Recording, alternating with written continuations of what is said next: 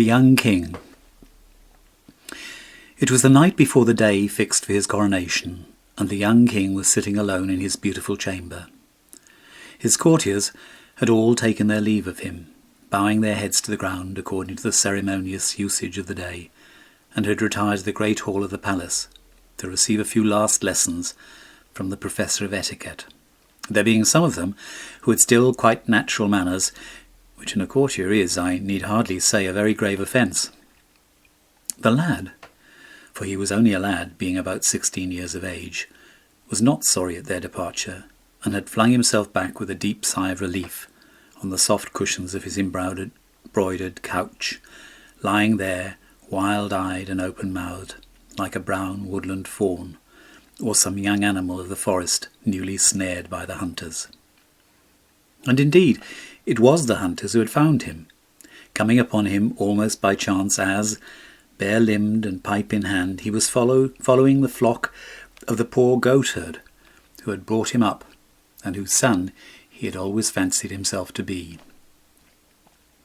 The child of the old king's only daughter by a secret marriage, with one much beneath her in station, a stranger, some said, who, by the wonderful magic of his lute-playing, had made the young princess love him, while others spoke of an artist from Rimini, to whom the princess had shown much, perhaps too much honour, and who had suddenly disappeared from the city, leaving his work in the cathedral unfinished.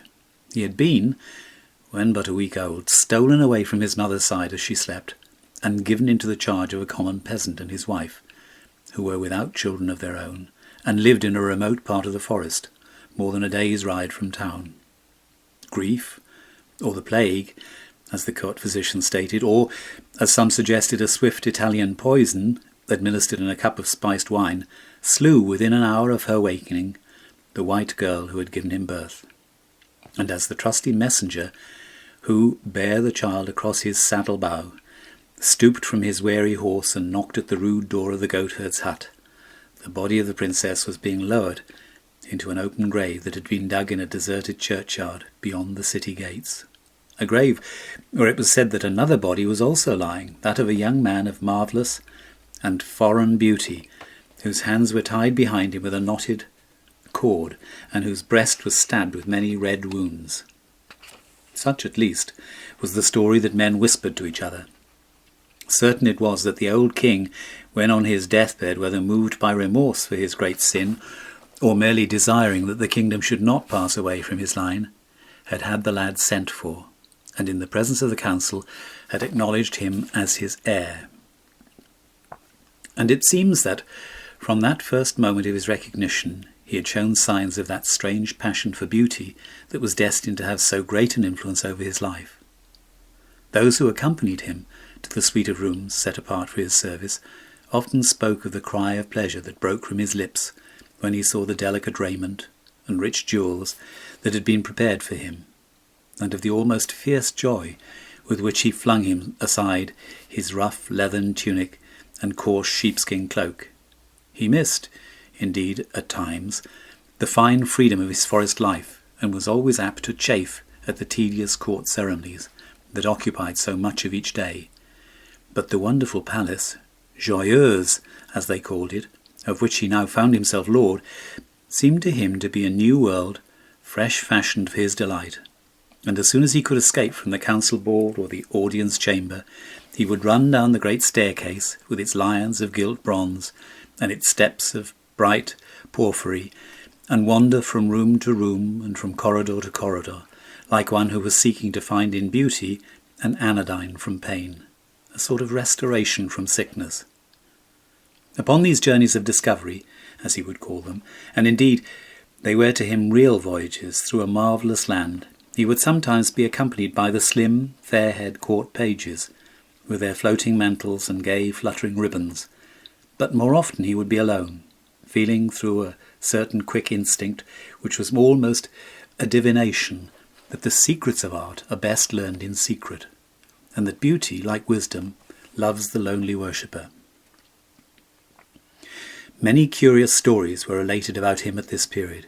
It was said that a stout burgomaster, who had come to deliver a florid oratorical address on behalf of the citizens of the town, had caught sight of him kneeling in real adoration before a great picture that had just been brought from Venice, and that seemed to herald the worship of some new gods. On another occasion he had been missed for several hours, and after a lengthened search had been discovered in a little chamber in one of the northern turrets of the palace, gazing, as one in a trance, at a Greek gem carved with the figure of Adonis. He had been seen, so the tale ran, pressing his warm lips to the marble brow of an antique statue that had been discovered in the bed of a river on the occasion of the building of the stone bridge, and was inscribed with the name of a Bithynian slave of Hadrian. He'd passed a whole night in noting the effect of the moonlight on a silver image of Endymion. All rare and costly materials had certainly a great fascination for him, and in his eagerness to procure them, he had sent away many merchants, some to traffic for amber with rough fisher folk of the northern seas, some to Egypt to look for the curious green turquoise which is found only on the tombs of kings and is said to possess magical properties, some to Persia for silken carpets and painted pottery, and others to India to buy gauze and stained ivory, moonstones and bracelets of jade and sandalwood and blue enamel and shawls of fine wool.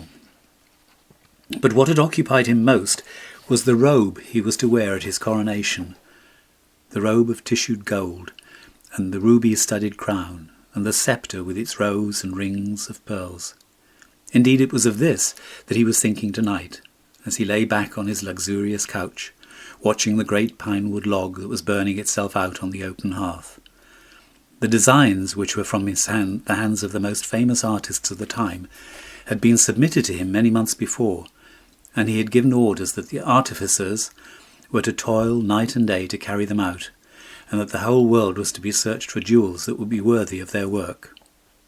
He saw himself in fancy standing at the high altar of the cathedral, in the fair raiment of a king, and a smile played and lingered about his boyish lips, and lit up with a bright lustre his dark woodland eyes.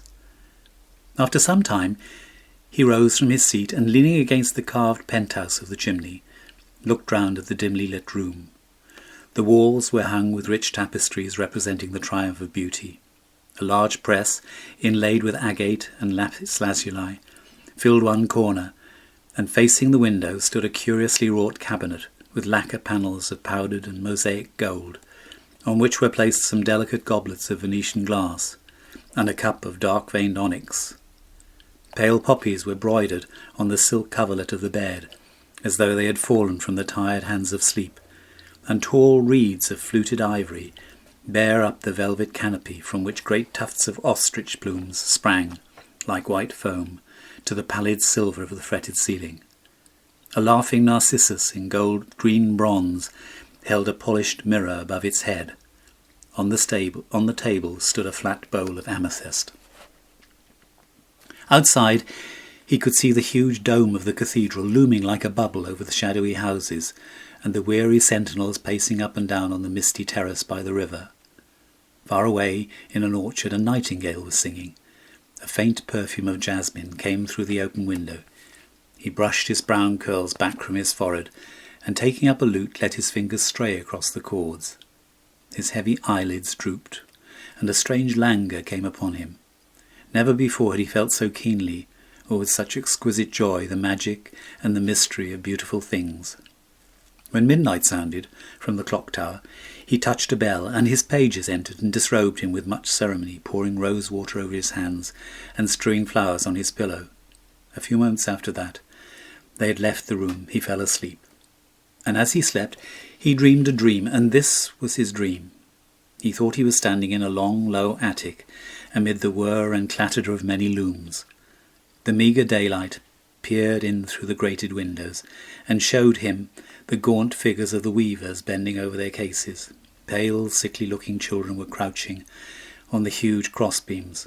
As the shuttles dashed through the warp, they lifted up the heavy battens, and when the shuttles stopped, they let the battens fall and pressed the threads together. Their faces were pinched with famine, and their thin hands shook and trembled. Some haggard women were seated at the table sewing. A horrible odour filled the place. The air was foul and heavy, and the walls dripped and streamed with damp. The young king went over to one of the weavers and stood by him and watched. And the weaver looked at him angrily and said, "Why art thou watching me? Art thou a spy set on us by our master?" "Who is thy master?" asked the young king. "Our master?" cried the weaver bitterly. "He is a man like myself. Indeed, there is but this difference between us, that he wears fine clothes while I go out in rags, and that while I am weak from hunger, he suffers not a little from overfeeding." "The land is free," said the young king, "and thou art no man's slave." "In war," answered the weaver, "the strong make slaves of the weak, and in peace the rich make slaves of the poor. We must work to live, and they give us such mean wages that we die. We toil for them all day long, and they heap up gold in their coffers, and our children fade away before their time, and the faces of those we love become hard and evil. We tread out the grapes, and another drinks the wine. We sow the corn, and our own board is empty. We have chains, though no eye beholds them, and are slaves, though no men call us free." "Is it so with all?" he asked. "It is so with all," answered the weaver, "with the young as well as with the old, with women as well as with men, with the little children as well as with those stricken in years. The merchants grind us down, and we must needs do their bidding. The priest rides by and tells his beads, and no man has a care for us. Through our sunless lanes creep poverty with her hungry eyes, and sin with his sodden face follows close behind her. Misery wakes us in the morning, and shame sits with us at night. But what are these things to thee? Thou art not one of us. Thy face is too happy."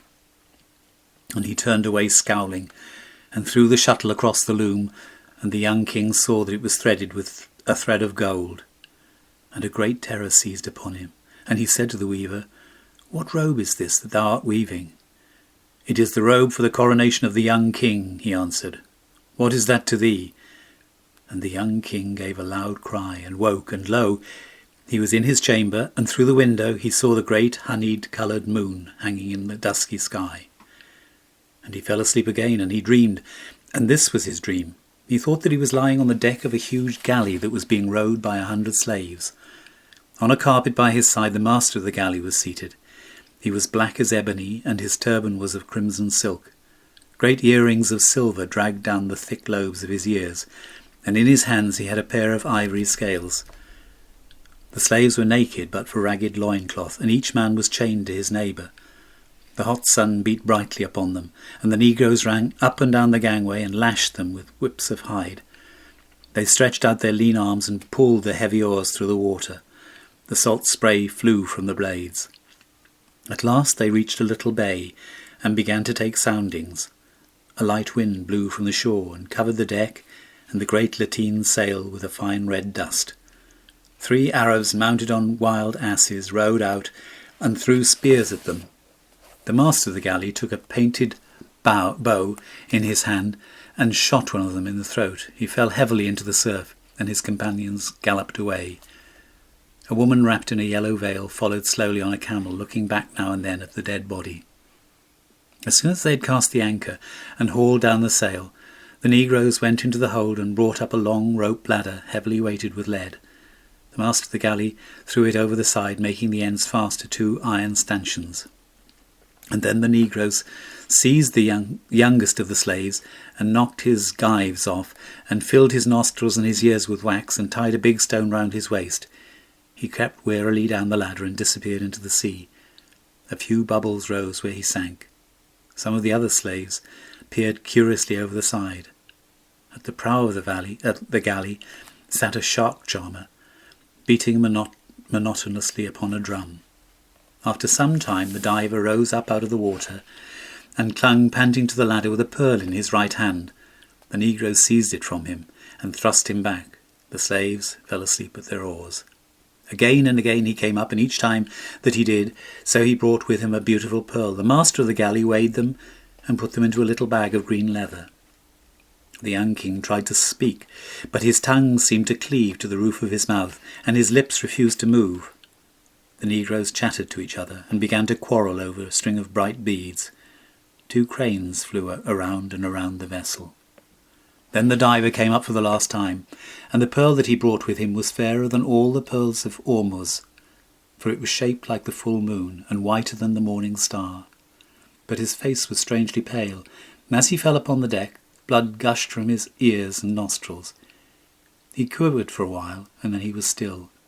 The negroes shrugged their shoulders and threw his body overboard, and the master of the galley laughed, and reached out and took the pearl, and when he saw it he pressed it to his forehead and bowed. "It shall be," he said, "for the sceptre of the young king." And he made a sign to the negroes to draw up the anchor. And when the young king heard this, he gave a great cry and awoke. And through the window he saw the long grey fingers of dawn clutching at fading stars. And he fell asleep again, and he dreamed, and this was his dream. He thought that he was standing through a dim wood hung with strange fruits and with beautiful poisonous flowers.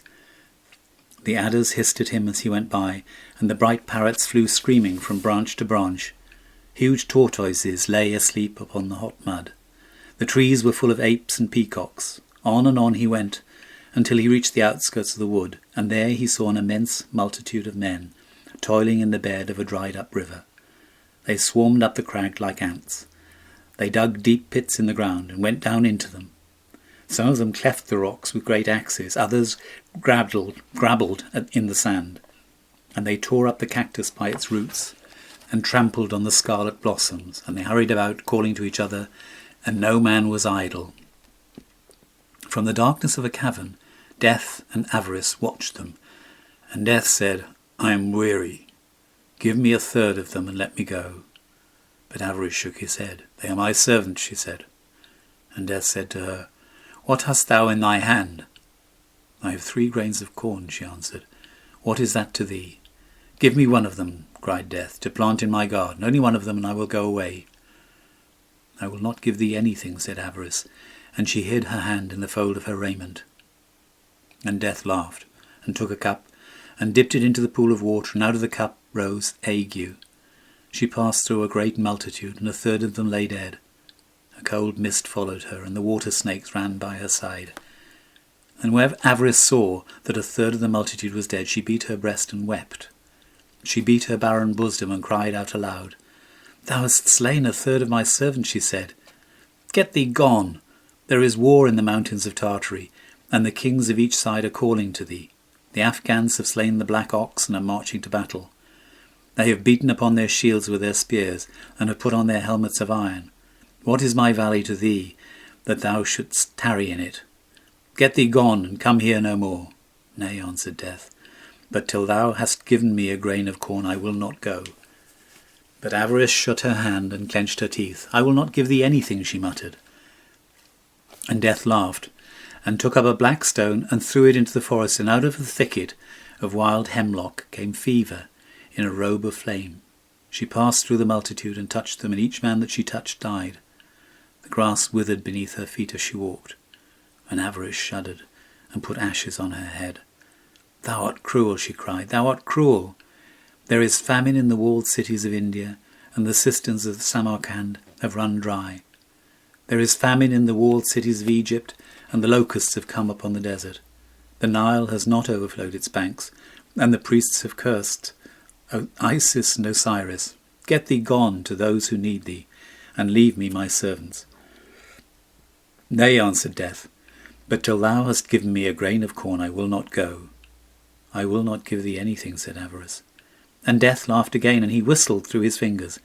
And a woman came flying through the air. Plague was written upon her forehead, and a crowd of lean vultures wheeled around her. She covered the valley with her wings, and no man was left alive. But Avarice fled, shrieking through the forest, and Death leaped upon his red horse and galloped away, and his galloping was faster than the wind. And out of the slime at the bottom of the valley crept dragons and horrible things with scales, and jackals came, trotting along the sand, sniffing up the air with their nostrils. And the young king wept and said, "Who were these men, and for what were they seeking?" "For rubies for the king's crown," answered one who stood behind him. And the young king started and turned around, and he saw a man habited as a pilgrim, and holding in his hand a mirror of silver. And he grew pale and said, "For what king?" And the pilgrim answered, "Look in this mirror, and thou shalt see him." And he looked in the mirror, and seeing his own face he gave a great cry and woke. And the bright sunlight was streaming into the room, and from the trees of the garden and the pleasaunce the birds were singing. And the chamberlain and the high officers of state came in and made obeisance to him. And the pages brought him a robe of tissued gold, and set the crown and the sceptre before him. And the young king looked at them, and they were beautiful. More beautiful were they than aught that he had ever seen. But he remembered his dreams, and he said to his lords, "Take these things away, for I will not wear them." And the courtiers were amazed, and some of them laughed, for they thought that he was jesting. But he spake sternly to them again, and he said, "Take these things away and hide them from me. Though it be the day of my coronation, I will not wear them. For on the loom of sorrow, and by the white hands of pain, has this robe been woven. There is blood in the heart of the ruby, and death in the heart of the pearl." And he told them his 3 dreams. And when the courtiers heard them, they looked at each other and whispered, "Surely he is mad, for what is a dream but a dream, and a vision but a vision? If they are not real things that one should heed them. And what have we to do with the lives of those who toil for us? Shall a man not eat bread till he has seen the sower, nor drink wine till he has talked with the vine-dresser?" And the chamberlain spake to the young king, and said, "My lord, I pray thee set aside these black thoughts of thine, and put on this fair robe, and set this crown upon thy head. For how shall the people know that thou art king, if thou hast a king's raiment?" And the young king looked at him. Is it so indeed?" he questioned. "Will they not know me for a king, if I have not a king's raiment?" "They will not know thee, my lord," said the chamberlain. "I had thought that there had been men who were king-like," he answered. "But it may be as thou sayest. And yet I will not wear this robe, nor will I be crowned with this crown. But even as I came to the palace, so will I go forth from it." And he bade them all leave him, save one page, whom he kept as his companion, a lad a year younger than himself. Him he kept for his service, and when he had bathed himself in clear water, he opened a great painted chest, and from it he took the leathern tunic and rough sheepskin coat that he had worn when he had watched on the hillside the shaggy goats of the goatherd. And these he put on, and in his hand he took the rude shepherd's staff. And the little page opened his blue eyes in wonder, and said, smiling to him, "My lord, I see thy robe and thy sceptre, but where is thy crown?" And the young king plucked a spray of wild briar that was climbing over the balcony, and bent it, and made a circlet of it, and set it on his head. "This shall be my crown," he answered. And thus attired, he passed out of the chamber into the great hall, where the nobles were waiting for him. And the nobles made merry, and some of them cried out to him, "My lord, the people wait for their king, and thou showest him a beggar."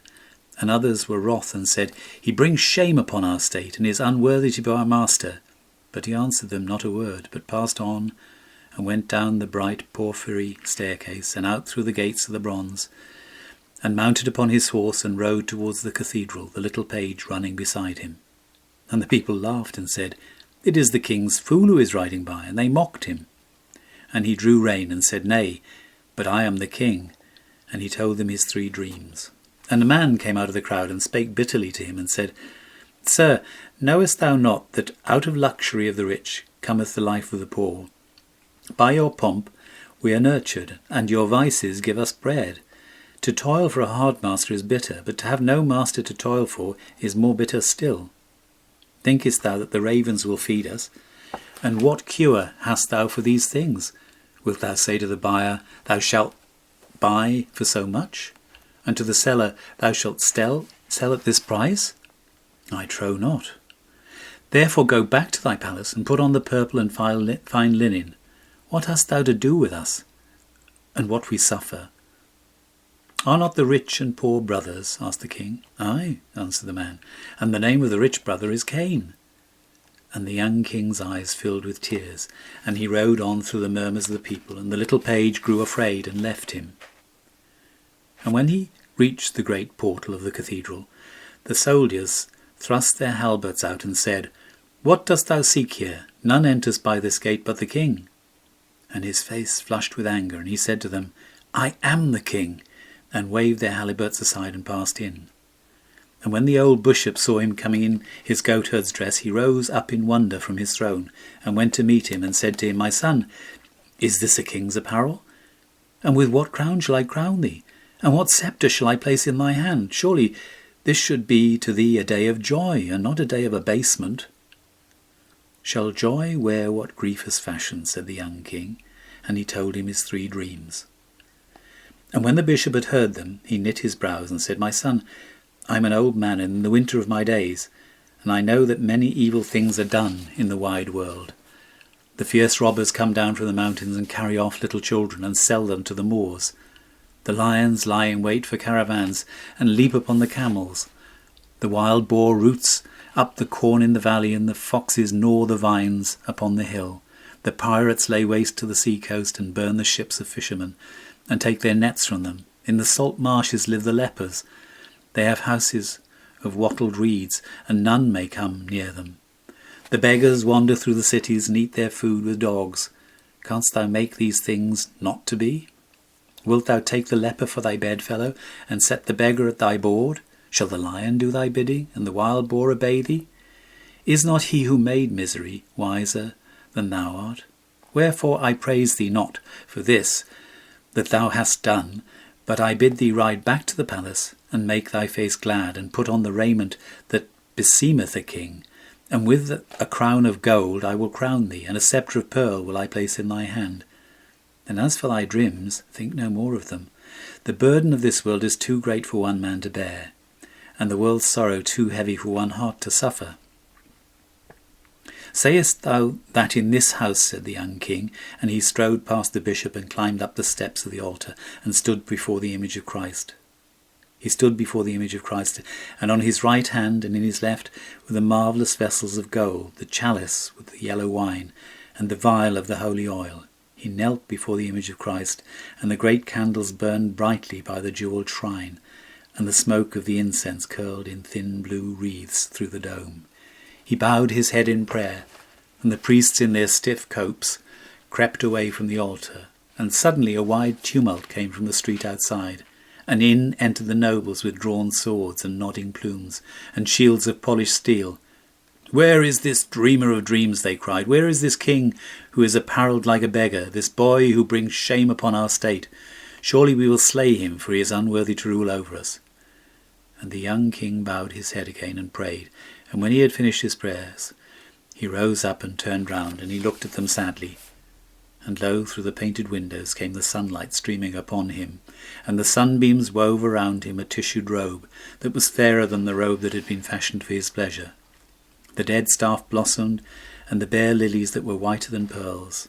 The dry thorn blossomed, and the bare roses were redder than rubies.